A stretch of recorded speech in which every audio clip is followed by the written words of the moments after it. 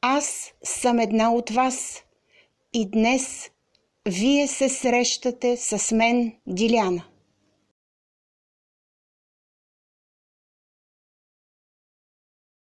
Скъпи приятели, здравейте! Аз съм Диляна. Благодаря ви, че днес отново сте с мен. Днес продължаваме с следващото видео от поредицата за духовните връзки. Аз получих много въпроси и много писма, за които ви благодаря. Вие споделяте ваши преживявания, вие задавате въпроси и се оформиха всъщност от тези писма, които получих, два въпроса, които ще разгледам в днешното видео. Първият въпрос е свързан с това: дали в нашия живот срещаме само един път своята духовна половинка или я срещаме няколко пъти. Ние като човешки същества сме устроени така, че сме гъвкава динамична система. Какво означава това? Ние непрекъснато се развиваме и се усъвършенстваме и се стремим към божественото и към духовното. По тази причина, в различни етапи в нашия живот, ние можем да срещнем няколко пъти своята духовна половинка. Да речем, срещата може да се осъществи в период, когато ние не сме достатъчно готови или достатъчно осъзнати, но подобната на нас честота и вибрация може да ни срещне и във всички случаи да се образува общото цяло. Ние не знаем дали в този период на живота си сме готови да продължим с онзи, когото сме срещнали, но тази среща е даденост, която в нашия живот ни се случва. Обикновено с хората, с които съм разговаряла, те споделят, че някъде между своя 35-та и 40-та година е първия път, когато те усещат подобна на себе си честота и вибрация.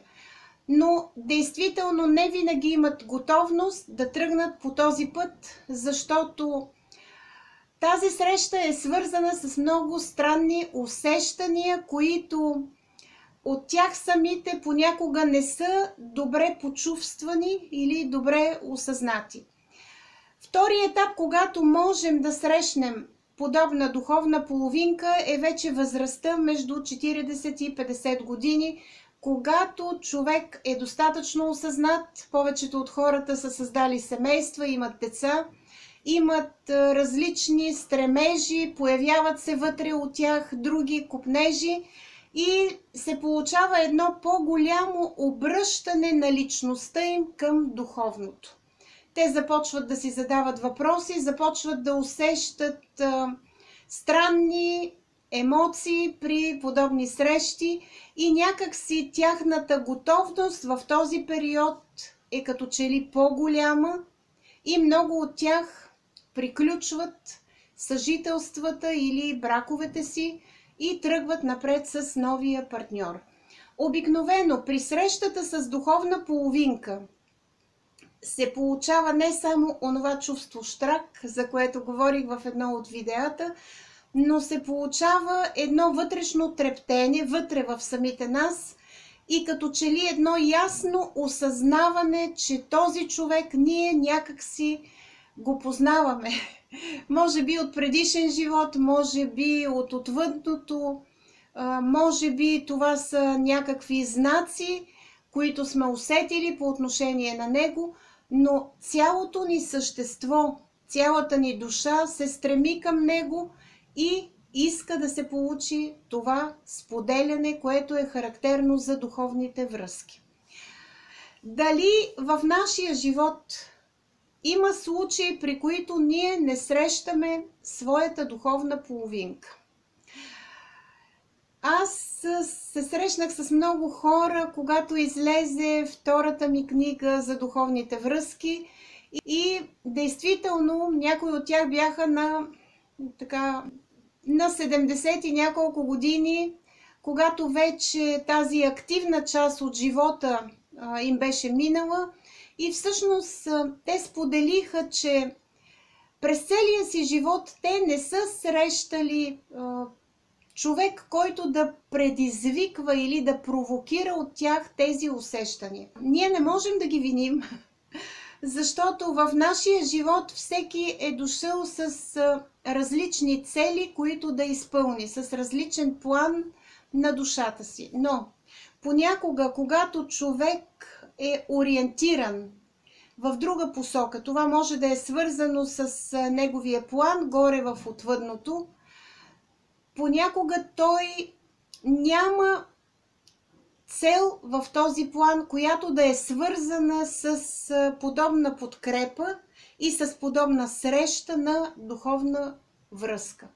Това означава, че когато хората имат други стремежи, които са ориентирани към съзидание, на материални неща в живота си, или да речем, когато това е свързано с някаква помощ, която те трябва да оказват на семействата си, на близките си, често пъти те са зациклили по посока на духовното. Те нямат подобни стремежи, които да са свързани с духовното, и те не проявяват подобни търсения и те не срещат своите духовни половини. Срещата с нашата духовна половинка означава, че ние сме готови за тази среща. Има, разбира се, случаи, при които не сме готови, аз по-нататък ще ги разгледам, но цялото ни същество, душата ни вътре в това тяло е готова, за да срещне онова предизвикателство, наречено духовна връзка. И всъщност, когато срещаме своята духовна половинка, ние имаме вътрешни сетива, чрез които усещаме, че това е действително нашата половинка и че ние имаме спомен за нея, ние я разпознаваме и ние искаме да вървим напред с нея. Вторият въпрос, който ми бе зададен, е свързан повече с бита и делника. Дали след като сме срещнали своята духовна половинка в този живот, ние трябва да останем до края на живота си с нея? Това е един много сложен въпрос, защото възрастта, в която ние срещаме своята духовна половинка, предполага, че ние вече имаме създадени семейства, имаме деца, имаме хора, с които ние сме в бита и в делника, с които живеем, с които споделяме, с които имаме интереси, имаме мечти, и изведнъж една такава подобна среща ни изкарва извън равновесие и ние сме поставени буквално пред свършен факт. Ние сме на кръстопът и ние не знаем как да постъпим. От случаите, които съм разгледала и от това, което хората споделиха, повечето от тях, които са срещнали своята духовна половинка, са направили обрат в живота си. Какво означава това? Те са се разделили с предишните си партньори и са тръгнали по нов път с новата духовна половинка. Сега ние не коментираме дали това е правилно или не е правилно. Всеки от нас има личен избор, всеки от нас има свободна воля, всеки от нас взема своето решение сам, без чужда помощ, на базата на това какво усеща вътре в душата си. Но аз разговарях с много хора, които са направили подобна стъпка по отношение на своята духовна връзка. Те са решили да приключат браковете или съжителствата си и да тръгнат в тази нова посока. Те споделиха, че се усещат спокойни, хармонични, разбрани, че могат с този партньор да говорят без думи. Тоест, един поглед е достатъчен и всъщност те имат помежду си, да го нарека така, една телепатична връзка. Те общуват безсловесно, между тях се получава едно трептене на ниво душа, така поне те го обясниха, и характерна особеност за този тип връзки е, когато са заедно, да слушат тишината. беше тяхното определение, че когато те са заедно, те могат да не говорят, просто душите им разговарят помежду си. Другата група хора, с които разговарях и които споделиха, че е трябвало да изпълнят своя морален дълг, да останат със семействата си, казаха, че не се усещат много щастливи, след като са срещнали тази своя духовна половинка и са останали с семействата си. Сега ще ви разкажа какво сподели с мен един мъж. Той каза, че откато е срещнал своята духовна половинка, той се усеща като че ли разделен на две. Че прибирайки се в семейството си, при децата, при съпругата си, на които много държи и които много обича, той сякаш присъства телом там, но духом той е на друго място, при тази нова партньорка, която е срещнал, като тип духовна връзка. Той каза още, че усеща, че все едно душата му плаче. Такова беше определението му, че някак си е направил една дистанция с съпругата си и че по никакъв начин не може тази дистанция да я скъси. Каза, че това е някакво вътрешно усещане, вътре в него, че той не принадлежи повече към този партньор в лицето на съпругата си и че всъщност неговият път е навън, извън това семейство. Той сподели също, че повече от 2 години се измъчва по този начин, защото усеща дълг и отговорност към създаденото от него семейство, към съпругата си, към децата и че не може просто да ги изостави. Но че вътре в себе си той действително се усеща нещастен и във всяка една минута, която може да отдели, той се чува по телефона със своята духовна партньорка или се среща с нея, за да може просто за кратко в тази среща той да се зареди емоционално, енергийно, духовно. Той сподели, че няма абсолютно никаква сексуална връзка с тази своя нова духовна партньорка, но че всъщност за него това не е най-важното. Че просто това е един контакт на ниво душа, който той не може да зачеркне. Този контакт става все по-дълбок вътре в него и че вероятно той няма по-нататъка в следващите години да се измъчва, а може би ще се раздели с семейството си, въпреки че ще причини на съпругата си и на децата си един голям емоционален дискомфорт, но каза, че според него може би е по-важно да послуша душата си. По-нататък, след няколко години, той действително се раздели с семейството си и остана с тази своя духовна партньорка. Те не направиха брак, останаха в съжителство и двамата бяха творчески личности. Интересуваха се от изкуство, обичаха да пътуват и просто при една последваща среща той сподели, че се усеща толкова добре разбран от тази партньорка, че се усеща споделен, че му е хармонично, че вътре все едно в тялото му, душата му пее. Така че това е един, да го нарека така, добър завършек за него самия при среща с духовна половинка и разбира се, така нещастен завършек за партньорката му от предишното семейство. Аз имам много случаи във връзка с духовни връзки и в това видео ще ви разкажа само няколко от тях. В следващите видеа също ще споделя.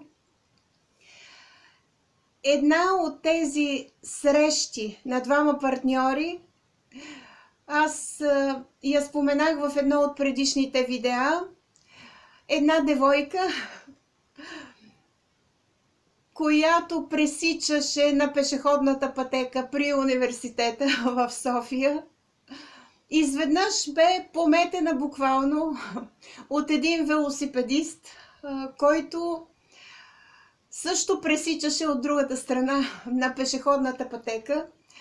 Това, което сподели тя, е, че в момента, в който той я беше блъснал и тя бе паднала на земята и всичките й книги се бяха разпиляли, каза, че този миг, в който той я е блъснал, тя го е усетила буквално като безвремие. Това е траяло няколко минути, нали? Защото той веднага е слязал от колелото, събрал е всичките неща, хванал я за ръка и извел я, нали, от пешеходната пътека и я беше завел на една пейка пред Народната библиотека да седна там, за да й обърне внимание и да й се извини за това, което й е причинил. Девойката разказа, че през цялото време тя все едно не е била на себе си. Тя е гледала този мъж и тя някакси не е могла да му се разсърди, не е могла да се разгневи, не е могла да му каже нищо неприятно или да го обвини за това, че той я е блъснал. Че се е усещала все едно е влязла в един вихър, който я е понесъл и тя е стояла там и просто все едно е гледала себе си отстрани. Тази среща между тях по-нататък прерасна в едно приятелство. Те започнаха да се виждат много често, установиха, че имат сходни интереси. Слава Богу, и двамата бяха сами, т.е. в началото имаха предишни партньори, с които се разделиха, докато траеше този контакт, нали, на духовно партньорство, но някакси те не успяха да наранят, нали, партньорите около себе си, те успяха да се разберат с тях и да им кажат, че онова, което са срещнали в лицето на своята духовна връзка, то е различно. То няма нищо общо с онези емоционални и сексуални забежки, които при повечето хора се случват, докато са във връзка или са в брак. И те действително бяха разбрани от своите предишни партньори. Какво стана по-нататък? Първоначално това беше едно приятелство, при което се породи една емоционална връзка помежду им. Те споделяха по много духовни теми. Оказа се, че имат еднакви виждания по отношение на духовното, имаха много интереси в тази посока и бавно и полека това приятелство прерасна в една голяма любов, която и до момента съществува. Те станаха семейство, имат деца, но някакси този сблъсък на улицата бе сякаш сблъсък между двете души в добрата за тях посока. Този сблъсък им помогна те да се срещнат, те да се осъзнаят, те да се разпознаят и те да останат заедно. Друга подобна случка, която искам да ви разкажа днес, е свързана с една от моите най-близки приятелки. С нейния съпруг те имаха духовна връзка и, за съжаление, когато той почина, тя се усещаше вътре в себе си, като че ли изтърбушена и опустошена, и тя нямаше сили да продължи напред. И няколко месеца след неговата смърт тя усети някакви странни неща, които сподели с мен. Оказа се, че нейният съпруг, душата му, е намерила начин да се свърже с нея. Тя каза, че това е започнало най-напред в сънищата им да се случва. След това тя каза, че в определени моменти тя го усеща около нея в стаята, но това се получава като едно трептене във въздуха или като едно чувство на любов, което изведнъж се насочва към нея и я насища цялата, и че по всякакъв начин неговата душа се стреми да продължи контакта с нея, независимо, че той е преминал в отвъдното. Това понякога се случва при хора, които са живяли дълго време заедно или които са се срещнали в определен етап от живота си, когато е трябвало действително да се разпознаят и да имат път заедно и да живеят заедно. При много от другите случаи аз станах свидетел на това как хората са се срещнали, но са живяли за кратко заедно. И някак си се усещаха като че ли вътре в себе си разочаровани, че тази духовна връзка, която те са срещнали в точния момент от живота си, не е продължила да бъде с тях до края на дните им. От тук у мен се породи един много важен въпрос, който искам сега да споделя с вас. Дали с нашата духовна връзка ние можем да останем до края на дните си, или тя е само част от нашия живот, за да може делникът и битът ни да бъдат белязани от тази конкретна среща и по този начин душата ни да се усети наситена с това преживяване, което е свързано с духовното споделяне. В повечето случаи, когато ние срещаме своята духовна половинка, ние не знаем дали ще останем до края на дните си с нея. Какво имам предвид? Понякога ние я срещаме в преломен момент от нашия и от нейния живот и във всички случаи този преломен момент е свързан с образуването на общото цяло, което е характерно за духовните връзки. Хората, които бяха преживяли подобна духовна връзка, но тя бе завършила със смъртта на техния партньор, многократно ми задаваха един и същ въпрос. Защо Бог ни даде толкова малко време с този човек, който ни беше определен, с тази душа, която беше нашата духовна връзка? Защо не ни бе отпуснато малко повече време, за да бъдем щастливи с него?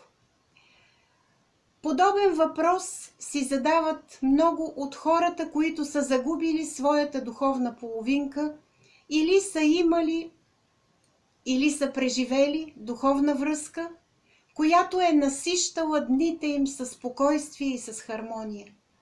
Според космическите закони, ние идваме тук и сега в този земен живот, ние преминаваме през определени страдания и изпитания, ние срещаме своята духовна половинка и ние прекарваме известно време с нея. Никой не е казал, че до края на живота си ние ще бъдем заедно с тази наша духовна половинка. За нас не е важно времето, до кога ще бъдем.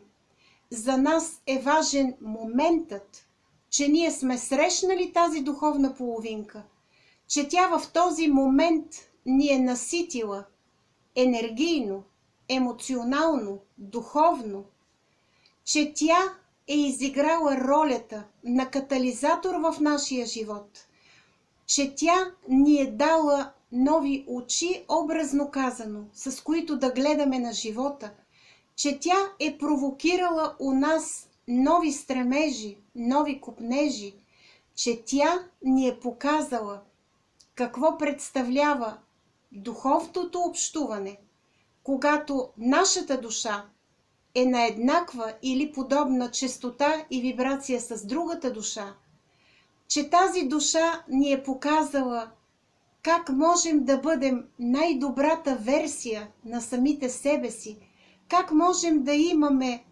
нови виждания по стари, на пръв поглед въпроси, че тя ни е показала как можем да изпитаме, да срещнем и да запазим любовта в онази нейна божествена форма, при която душите само слизат в този живот и се връщат после в отвъдното. Тоест, че с тези души, до които ние сме се докоснали, независимо, че днес се разделяме с тях, те ще останат в нашия живот, само че по различен начин. Те ще се срещнат отново с нас, когато ние се приберем в отвъдното, и те ще бъдат с нас през още много други животи, в които ние ще пребиваваме, независимо дали на Земята или на други планети, където бъде определено да бъде нашия план на душата ни. Какво да бъде посланието днес за духовните връзки? Бъдете щастливи, когато срещнете своята духовна половинка. Не мислете колко дълго ще бъдете с нея.